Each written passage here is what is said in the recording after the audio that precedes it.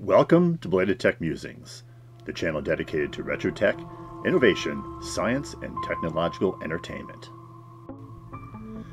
This week, NASA announced the first manned space mission for American astronauts on an American spacecraft in almost 9 years.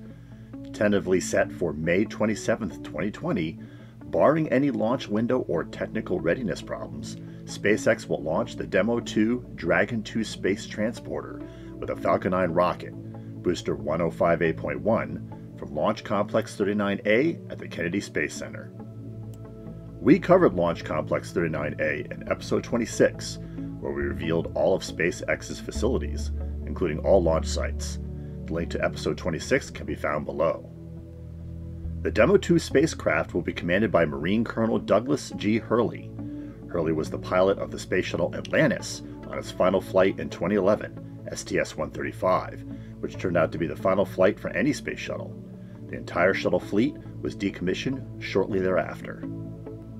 The Joint Operations Commander, responsible for Demo 2's interface with the International Space Station, will be Air Force Colonel Robert Behnken. Behnken was part of the crew of STS-123 on Space Shuttle Endeavour in 2008, and of STS-130, again on Endeavour, in 2010.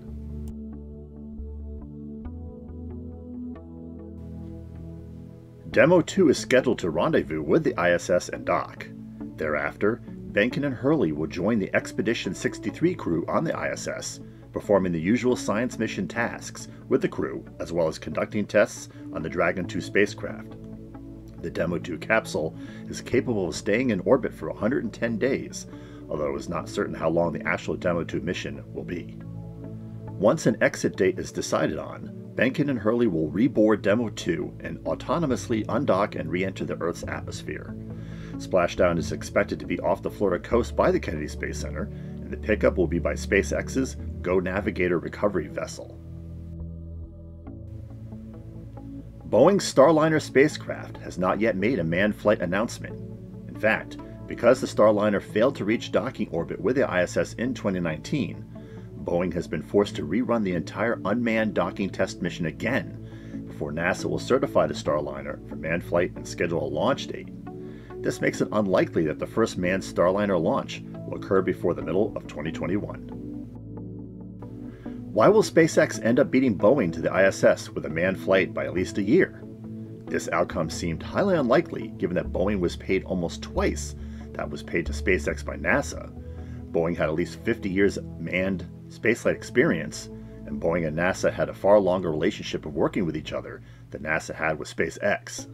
Let us take a look at NASA's struggle to return Americans to space using US-built and equipped rockets and spacecraft. Why the Space Shuttle, retired almost a decade ago, was the last American program capable of manned flight, and why SpaceX came out on top.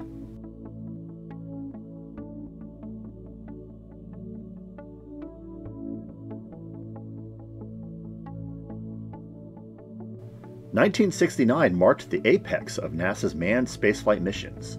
Not only had NASA land astronauts on the moon with Apollo 11 in July, they did it again with Apollo 12 in November. It was a truly stupendous achievement, given that the United States started its space program well after its rival, the Soviet Union, and the primitive computing technology of the day. The flight computer of any of the Apollo missions had less processing power than that of a $75 TI-84 scientific calculator. It was right at this heady moment that NASA proposed the Space Transportation System, an ambitious plan to replace the Saturn rockets and Apollo spacecraft with a reusable fleet of space-only freighters, Earth-to-orbit space shuttles, a permanent Earth orbit space station, and nuclear-powered spacecraft capable of plying the route between the Earth and the Moon. It was a system that seemed lifted right out of the 1968 Stanley Kubrick film 2001: Space Odyssey, although the joint NASA-Air Force study that resulted in the STS plan had begun in 1966. The price tag of such a system was eye-popping, and the Nixon administration took its time pondering over its options. American interest in spaceflight had started to wane after 1969, particularly given the ongoing Vietnam War, the Watergate scandal, and the 1973 oil embargo. In the end, only the Earth-to-orbit space shuttle was funded. The first space shuttle, the Enterprise, began construction in 1974 and was flight tested in 1977. A space-worthy shuttle began construction in 1975, the Columbia, and was flown for the first time 12 years after the STS proposal, on April 12th of 1981. The new space shuttle captured the imagination of the American public. Excitement over the program remained high, particularly given the political environment during the Reagan administration. But after the first dozen launches, it became clear to NASA that the United Space Alliance, a joint venture between Alliant Tech Systems, Lockheed Martin, and Boeing, had sold them a white elephant. The shuttle, originally conceived as a low-cost orbiter cheaper than the Saturn Apollo system, in fact cost more than expected, a lot more. In 1989, shuttles had been flying for 8 years, and each flight was costing the U.S. taxpayer more than $1 billion.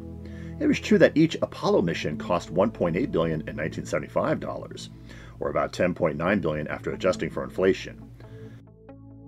But the Apollo missions featured the entire extraterrestrial package: an Earth-to-orbit lift vehicle in the Saturn rocket, an Earth-to-Moon capable transport in the Apollo spacecraft, an orbit-to-moon-to-orbit lander in the Eagle, and even a truck for astronauts to drive around the moon's surface. The space shuttle could only reach Earth orbit. This was its intended mission, of course, but if a shuttle was to be launched at its planned frequency of once a week, a rate it never achieved, it would take $78 billion a year to fund it. This stupendous figure exceeded the entire NASA annual budget. It was clear there would be no money for a space station, no money for a space-only freighter, and no money for a nuclear-powered Earth-to-Moon craft. The space station was the next objective of the STS plan, but it was clear it would never be built. And sure enough, the only space station in orbit 30 years later was the ISS, a Russian facility with the US-sponsored International Science segment grafted onto it.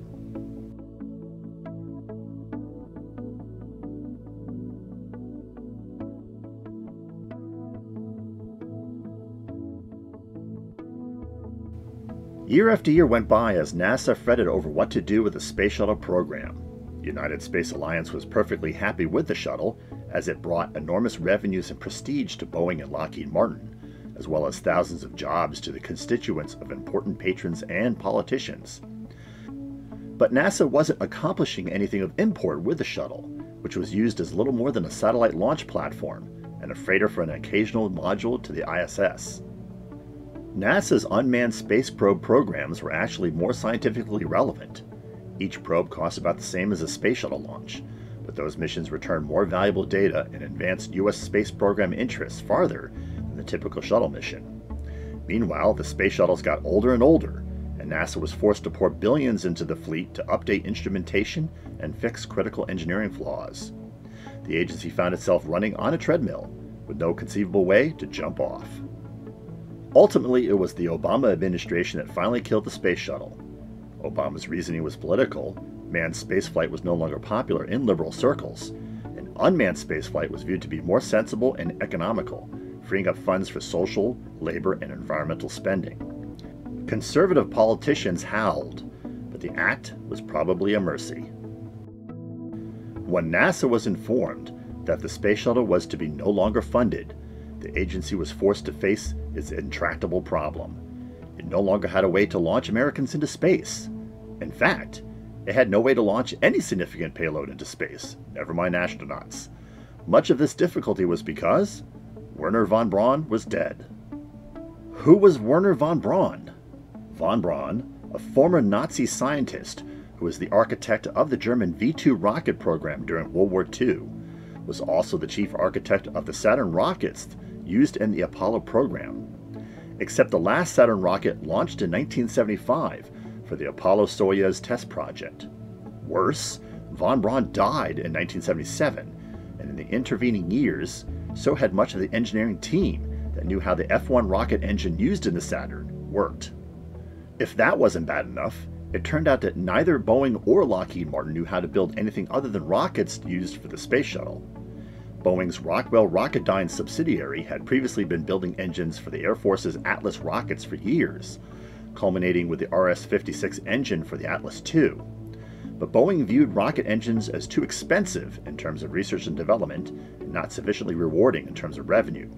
So it quietly sold off Rocketdyne in 2005 and replaced the RS-56 with a Russian RD-180. When NASA formally asked Boeing and Lockheed Martin to bid a replacement for the Space Shuttle and the STS program during the Bush administration, they came back with a proposal ultimately called Constellation. It was, in essence, a rehash of the Apollo program that used two different Space Shuttle-derived rockets instead of Saturn's, and a brand new spacecraft called Orion instead of Apollo. NASA sank several $billion into Constellation in 5 years, only to have the Obama administration kill it in 2011. At the same time, it put an end to the Space Shuttle program. The president knew that ending all prospects of U.S. manned spaceflight was politically infeasible, so it gave NASA the green light to propose a replacement for the shuttle fleet. Boeing and Lockheed Martin came back with a new proposal called the Space Launch System. The price tag was $10 billion for the SLS, another adaptation of the shuttle rockets, another $6 billion for the continued development of the Orion, and another $2 billion for necessary upgrades to the Kennedy Space Center. The SLS program gave Obama political cover for 2 terms, although the United Launch Alliance was no closer to putting an Orion in orbit by the time the Trump administration took over than Virgin Galactic was in lifting Spaceship Two to the edge of space. NASA's internal evaluation was that it would take at least an additional $23 billion in funding just to get one manned launch by 2025. Regular manned launches at the frequency performed by the retired shuttle fleet, or about 4 to 5 per year, wasn't expected until 2030.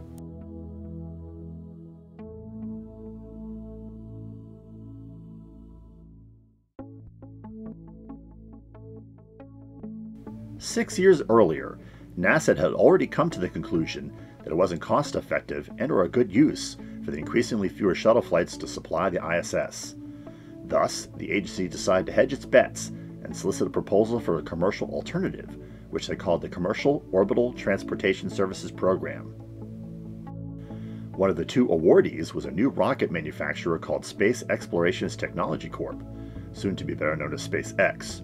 The other awardee was Kistler Aerospace, which failed to meet the development contract objectives, but SpaceX was able to successfully launch its freight capsule demonstrator. This led to a follow-up contract for commercial resupply services to SpaceX in 2008. With the success of the Commercial Resupply Service Program, NASA decided to try the same with crewed launches. Called the Commercial Crew Development Program, Boeing was initially selected to develop a proposed design in 2010 for $18 million, and then continue its development in 2011 for another $93 million. By this time, SpaceX owner Elon Musk had convinced NASA it could be a serious contender for manned spaceflight, so the agency awarded SpaceX $75 million in the same year to begin development based on its Dragon freighter. In 2012, Boeing and SpaceX were awarded an additional $460 million and $440 million respectively to continue development. With both hitting sufficient milestones, the 2 companies received a final award in 2014 of $4.2 billion and $2.4 billion respectively for development and production that will result in the first manned launch of a commercial crew capsule to the ISS. It would take SpaceX 6 more years to certify its manned Dragon 2 capsule for spaceflight with NASA. This was 5 years before the originally scheduled manned flight of Orion in the canceled Constellation program, and at least 1 year before Boeing could hope to certify its commercial Starliner capsule.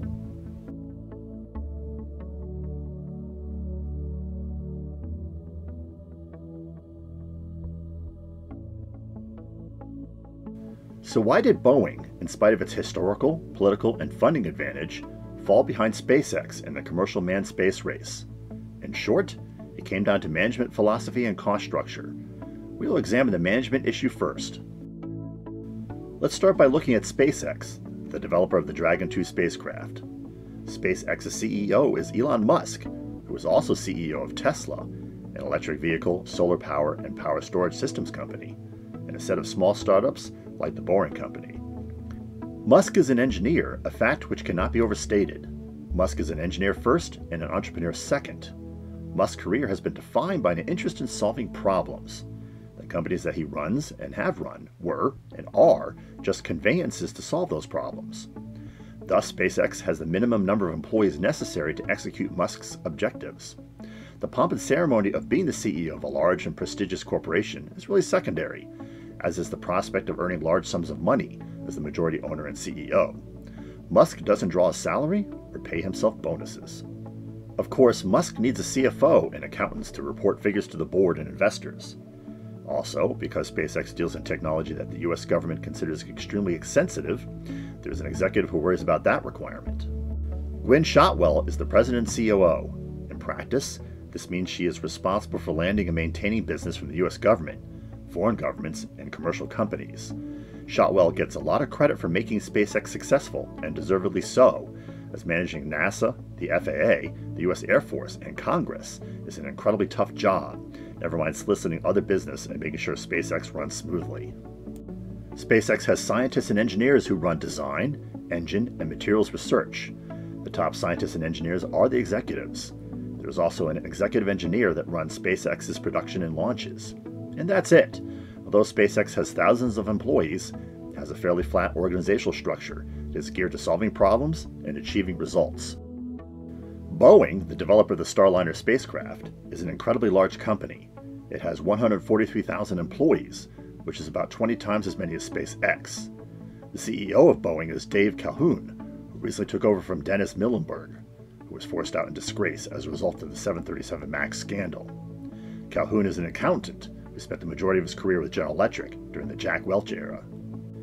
Calhoun has a dizzying array of executives reporting to him that run non-operational functions of the company, including finance, investor relations, and Sarbanes-Oxley compliance, to name just a few. These aren't relevant to the CST-100 Starliner program. Boeing, of course, manufactures commercial aircraft through its namesake division, as well as through Brazil's Embraer, and has some other businesses related to the aircraft industry. These areas are also not relevant to the Starliner. The head of Boeing's defense and space business, which is code for everything related to the US government, is Leanne Caret. She has been in charge since 2016, when her predecessor, Chris Chadwick, was ousted. Caret is an MBA who spent her career in program management. Program managers are the superstars of the government contracting world. They are essentially fixers in an above-board sense. Program managers don't design or engineer anything. They manage people, both internally and externally, the program schedule, and program cost. Caret's closest analog in SpaceX is Shotwell, but that's a little deceiving, as Shotwell is a salesperson supported by an excellent cast of engineers, and Caret is a program manager matrixed with a cadre of retired government officials who book new business. Caret is responsible for all of Boeing's defense and space operations, which are extensive and not even remotely related to Starliner. This is why she has John Mulholland, a vice president, running the Starliner program for her. Mulholland is a career program manager. In turn, Mulholland has a series of program managers reporting to him that each run a portion of Starliner development, production, and launch operations. These program managers are matrixed to a pool of engineers, scientists, fabricators, procurement officers, administrative personnel, and various specialists. Each program manager has a schedule, a budget, and assigned staff. If you're starting to get a sense of the management complexity of Boeing, that is the point. The primary objective of Boeing, Boeing Defense and Space, and Boeing Starliner is to deliver revenue at reduced risk. Its management structure is therefore designed to maximize revenue and spread risk. In contrast, SpaceX's structure has evolved to maximize space travel with acceptable risk.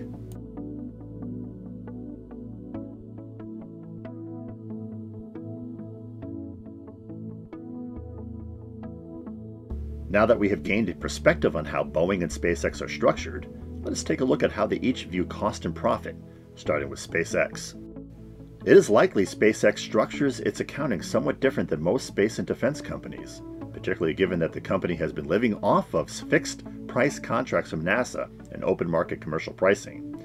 But for the sake of comparison, we have categorized expenses in such a way to allow us to understand the difference between SpaceX and Boeing and how those differences may give SpaceX an advantage. A contract can be broken down into direct costs of providing goods and services, such as labor and materials, and indirect costs, such as selling and rent.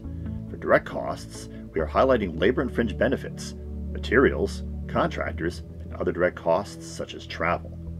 For indirect costs, we are highlighting overhead, such as rent and labor supervision, selling and administrative expense, management, and incentives. And of course, every contract has profit, which the US government thinks of as the fee. SpaceX was awarded a $2.4 billion fixed-price contract to design, build, and certify a spacecraft for manned flight. Note that all the costs we are showing are estimates, meant to merely demonstrate the scope of cost differences between SpaceX and Boeing. SpaceX is a private company that does not release its financials, and Boeing does not break out Starliner in its public financial results. Direct labor and fringe benefits, such as health care, employee taxes, and retirement expense, is typically a third of the contract cost in a contract that has significant labor and material components for deliverable articles that are low-rate production. One-third in this case is about $840 million. Direct materials for final engineering and building of the manned spacecraft, as well as the acquisition or building of the rocket needed to launch the spacecraft to the ISS, will likely be another third of the contract. Multiple test articles will be needed, as well as the expenditure of a significant amount of fuel. The figure we are estimating is about $720 million. SpaceX mostly operates in-house, but every company needs outsourced specialists, and SpaceX is no different.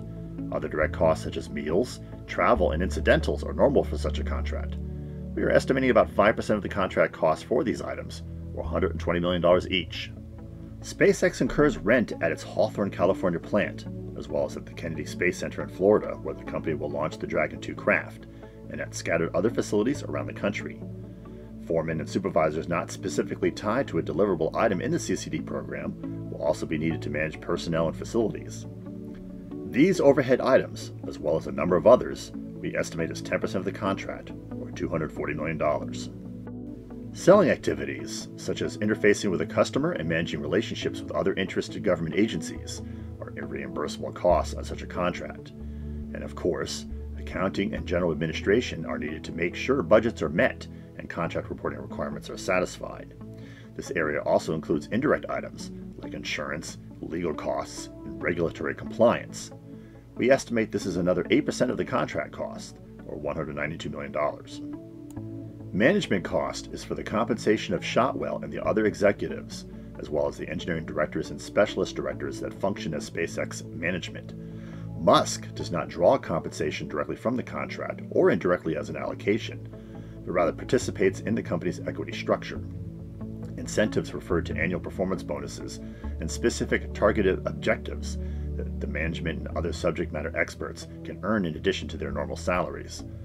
We estimate management compensation and incentives to be another 3% of the contract cost, or $72 million. That leaves just one item in the contract cost structure, the fee. NASA typically allows for a fee in addition to allowable costs ranging between 3% and 5%. We are using 4% here, or $96 million. And that's the total picture for the SpaceX CCD contract.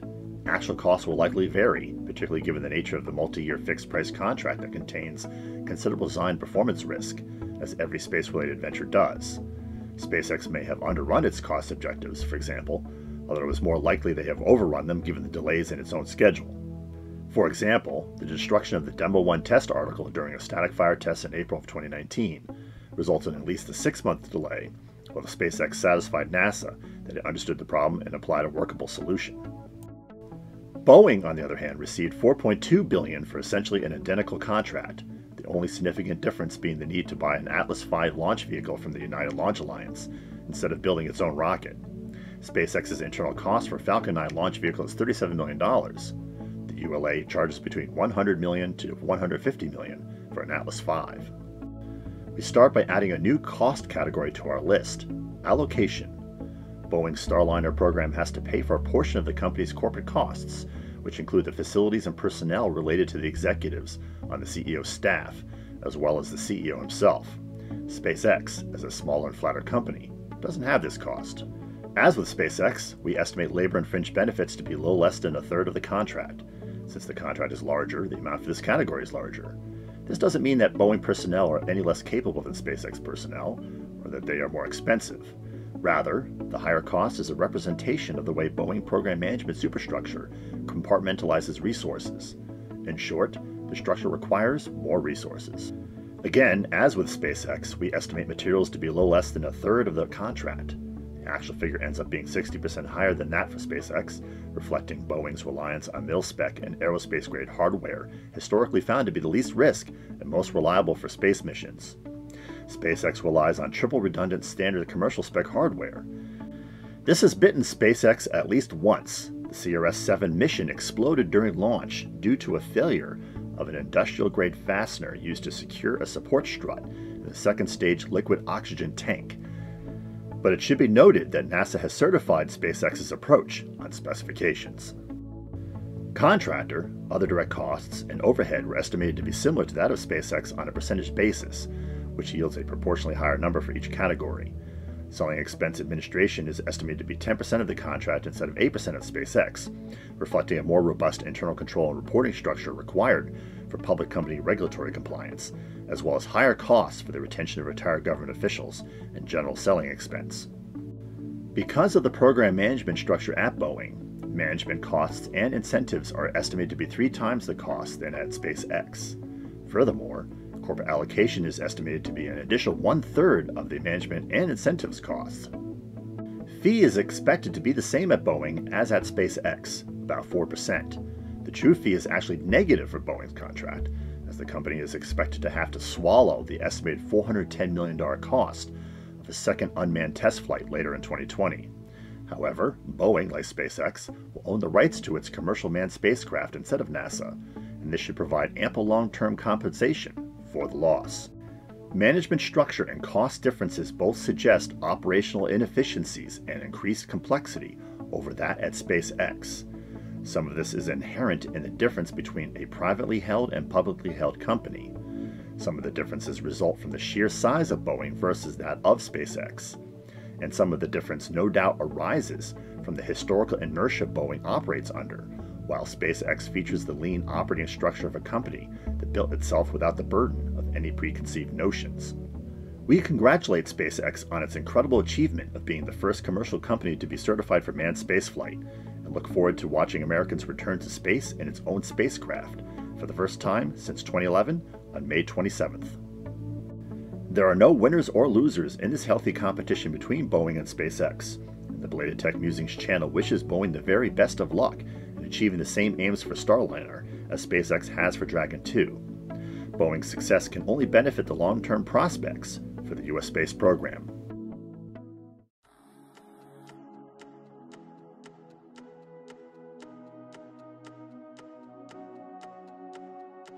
Do you agree with our assessment of SpaceX Dragon 2 and the Boeing Starliner? Share with us by dropping a comment below. We hope you enjoyed this briefing on SpaceX's success in getting Dragon 2 certified for manned spaceflight by NASA and its May 27, 2020 tentative launch date. If so, click that like button. Clicking the subscribe button and the bell notification icon will also help you stay informed when new episodes are released. Links to previous space industry related episodes and our other content can be found below. Stay connected by occasionally checking our Instagram feed, where we post content from our upcoming episodes and from episodes past that you may have missed. Make sure you follow our Twitter account, where all new episodes are announced. And finally, join us on our Facebook page, where we cover current news and events related to channel content. Thanks for watching.